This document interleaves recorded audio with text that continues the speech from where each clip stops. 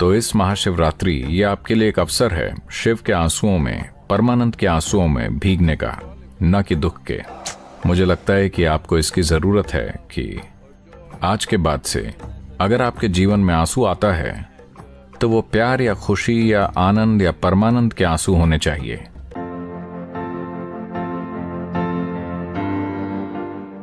भौतिक उपस्थिति का अपना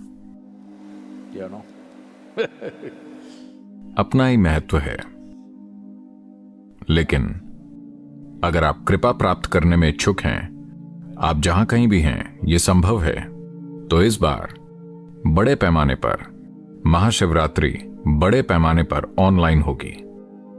इसका मतलब है कि आपको यात्रा करने की परेशानी नहीं उठानी पड़ेगी। हम अलग अलग तरीकों से आपके पास आएंगे और कृपया आप उपलब्ध रहें। हम कृपा का एक साधन भेंट कर रहे हैं। ये एक तरह का प्राण प्रतिष्ठित रुद्राक्ष है। कहानियां बताती हैं कि रुद्राक्ष वास्तव में शिव के आंसू हैं। तो शिव बहुत लंबे समय तक एक ध्यान की अवस्था में बैठे थे। सभी को लगा कि वो मर चुके हैं क्योंकि वो पूरी तरह से स्थिर थे। ऐसा लग रहा था कि सांस नहीं चल रही है, कुछ भी नहीं चल रहा। पर रुक रुक कर परमानंद के आंसू उनकी आंखों से टपक रहे थे।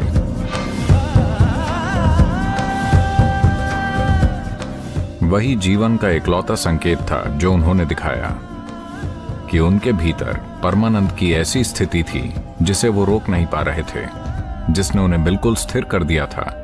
साथ ही कभी कभी परमानंद के आंसू टपक रहे थे। ये आंसू की बूंदें ग्रह पर या जमीन पर या धरती पर गिरीं और रुद्राक्ष बन गईं। रुद्र के अक्ष का मतलब यही है, ये शिव के आंसू हैं। इसके कई पहलू हैं। एक चीज ये है कि इसमें एक अनोखा स्पंदन है। दूसरी चीज ये है कि इसे यहां प्राण प्रतिष्ठित किया जाएगा तो ये कृपा का एक साधन बन जाएगा। लेकिन ये एक तरह का प्रतीक भी है। रुद्राक्ष पहनने का कारण यह है कि तपस्वी हमेशा रुद्राक्ष इसलिए पहनते थे क्योंकि धरती के सभी प्राणी में से वायरस से लेकर बैक्टीरिया तक सभी जीवाणु, कीड़े, पौधे, पेड़, पक्षी, जानवर, कोई भी सचेतन रूप से ये तय नहीं करते कि प्रजनन करना है या नहीं। ये बस हो जाता है। अगर कोई बीज गिरता है तो एक और पौधा उग जाता है, वो एक दूसरा पेड़ बन जाता है। तो कोई भी प्राणी ये तय नहीं कर पाता कि प्रजनन करना है या नहीं। इकलौता जीव जिसमें यह शक्ति है कि सचेतन रूप से बीज को रोक कर रखें और प्रजनन ना करें, वो मनुष्य है। मैं कह रहा हूं कि यह संभव है। सभी मनुष्य ऐसा करने में सक्षम हैं या नहीं, ये अलग बात है, क्योंकि विकास की प्रक्रिया एक धीमी प्रक्रिया है। ऐसा नहीं है कि यह बस एक दिन में हो जाता है। कुछ लोगों में यह अभी भी हो रहा है। तो रुद्राक्ष का मन का इसी बात का प्रतीक है।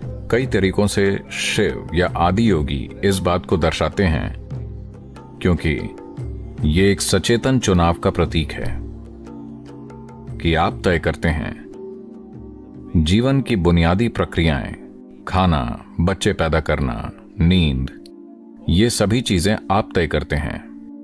क्योंकि एक बार जब आप इन चीजों को अपने हाथों में ले लेते हैं तो आप जीवन में पूरी तरह आजाद हो जाते हैं। खाना, पीना, मल त्याग, प्रजनन और नींद, अगर ये 5 चीजें आपके हाथ में आ जाती हैं सचेतन रूप से, तो काम हो गया।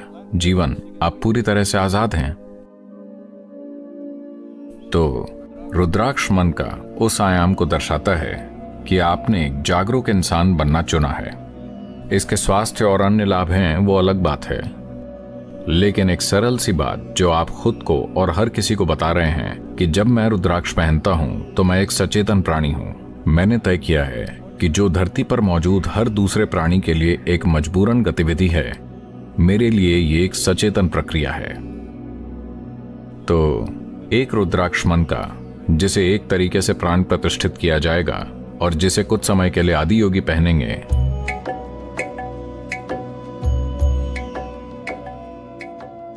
शायद हम कुछ लाख रुद्राक्ष मुफ्त में भेंट करेंगे।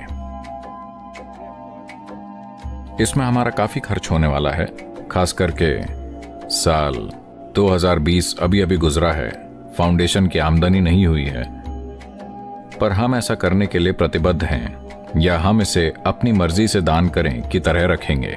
अगर लोग चाहें तो वो दान कर सकते हैं, वरना वो इसे ऐसे ही ले सकते हैं, क्योंकि हम आध्यात्मिक पहलुओं को पैसे से नहीं जोड़ना चाहते। पैसा दूसरे कामों के लिए है, इमारतों के निर्माण के लिए, आपको रोशनी उपलब्ध कराने के लिए, ध्वनि उपलब्ध कराने के लिए, आपको ये सब उपलब्ध कराने के लिए पैसा जरूरी है। आध्यात्मिक प्रक्रिया वो मुझे भी कुछ नहीं दे रहे हैं, क्या आप ये जानते हैं? कोई बात नहीं, क्योंकि मैंने अपने जीवन में कोई फायदा नहीं लेने का फैसला किया है। मेरा तो टैंगो चलता है, लेन देन नहीं। मेरा आदि योगी और आपके दोनों के साथ एक डांस चलता है, तो कोई लेन देन नहीं, ठीक है? आध्यात्मिक चीजों के लिए कोई लेन देन नहीं है।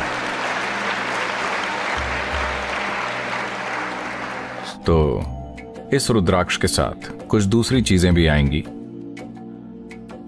और इन लाखों रुद्राक्षों को कुरियर किया जाएगा, तो उसमें कुछ पैसा लगेगा। तो जब आप रुद्राक्ष के लिए रजिस्टर करते हैं तो आप जितना चाहें उतना दान कर सकते हैं, ठीक है? आप अपने लिए दान कर सकते हैं, या अगर आप चाहें तो और 100 लोग ये रुद्राक्ष प्राप्त करें तो आप उनके लिए भी दान कर सकते हैं, तो ये आपके लिए उपलब्ध होगा। कृपया इस रुद्राक्ष का लाभ उठाएं, यह आपके जीवन में एक शक्तिशाली साधन होगा ताकि आप आदि योगी की कृपा पा सकें। So this is an opportunity, this Mahashivratri, for you to soak in the tears of Shiva, tears of ecstasy, not of misery. तो इस महाशिवरात्रि ये आपके लिए एक अवसर है शिव के आंसुओं में, परमानंद के आंसुओं में भीगने का, न कि दुख के। मुझे लगता है कि आपको इसकी जरूरत है कि आज के बाद से अगर आपके जीवन में आंसू आता है तो वो प्यार या खुशी या आनंद या परमानंद के आंसू होने चाहिए। क्रोध के आंसू, निराशा के आंसू, डर के आंसू, दुख के आंसू, आपको उन पर रोक लगा देनी चाहिए। हेलो? दुख के आंसू नहीं, निराशा के आंसू नहीं, क्रोध के आंसू नहीं, न ही दूसरी अप्रिय चीजों के आंसू, सिर्फ आनंद, प्रेम और परमानंद के आंसू।